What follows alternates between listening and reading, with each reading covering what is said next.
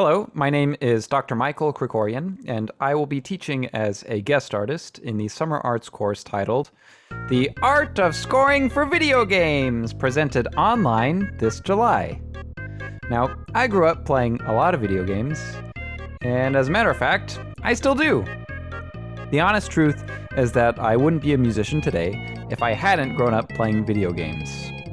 I was around 11 years old when I would sit down at the piano to try and figure out how to play all the ocarina songs from Ocarina of Time by ear. But one day, I was playing Snake on my dad's old cell phone when I happened across this ringtone. I thought it was super cool, so I kept playing it over and over and over again.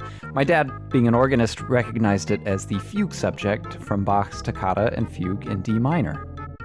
He taught me how to play it, and that's what set me on the path to becoming the musician that I am today. Now, the reason that ringtone piqued my interest is that it sounded kind of like the music from one of my favorite video games, Super Castlevania 4.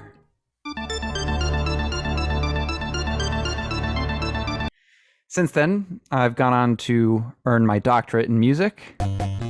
I've joined the pantheon of video game composers with my score for the Fidelio incident, on which I collaborated with Beethoven himself, which was an incredible experience, though he's a little bit difficult to work with. He can be quite intimidating.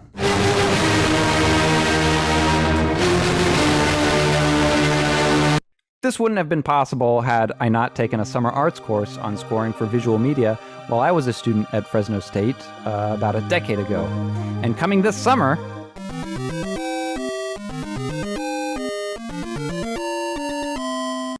you'll have your chance too! If you asked a random person to describe video game music, you might get an answer like this. What? And the what? You know, the bleeps. The sweeps. And the creeps.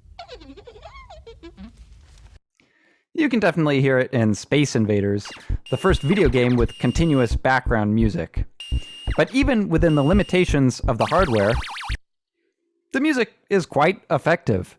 But as video game technology progresses, games become more cinematic, which means that there's a greater complexity and maturity to the stories they tell. The music likewise needs to evolve and adapt. With technological limitations no longer being of concern for composers, the only limitations we face are budget and imagination. As such, video game music has come a long way from the bleeps, the sweeps, and the creeps. You've got Gregorian plain chant in a sci-fi first-person shooter. Garry Schyman uses aleatoricism in his score for BioShock to complement the spookiness and unpredictability of the game's underwater city. You can really hear the Penderecki influence. Mick Gordon forged the perfect sound for the Doom remake by taking a 9-string guitar, morphing its sound with that of the chainsaw from the original Doom, and then pumping sine waves through a complex array of effects pedals and other sonic devices to get this.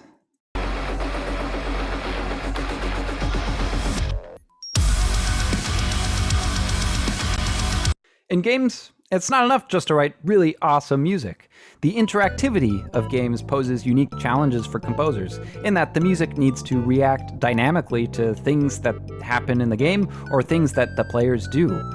Music needs to loop because you never know how long a player will spend in a particular area. Music needs to adapt to shifting game states, like how in the original Super Mario Bros. When time starts to run out, you hear that stinger, followed by the music getting faster to let the player know, you better hurry up. And then there's music that changes as a direct result of a player's actions, like how in Mario Odyssey, whenever you enter those integrated retro platforming sections, the music changes to an 8-bit version of itself. Now, the questions you might have are, how do I compose music like this? Or how do I break into this industry?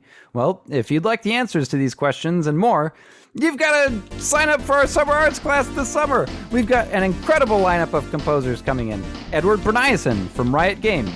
Garry Schyman, you know him from BioShock and the Middle-earth series. Peter Scaturro, he's produced the soundtracks for so many games, including Death Stranding, God of War, and Bloodborne.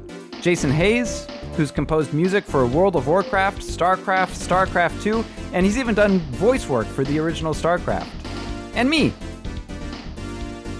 You'll learn the essential skills for composing video game music, and you'll receive feedback directly from these venerated masters of the craft. All musicians are welcome, and really anyone with a passion for video games and video game music. You can go sign up right now. Scholarships are available, but you better hurry. Space is limited. Hope to see you this July. Thank you.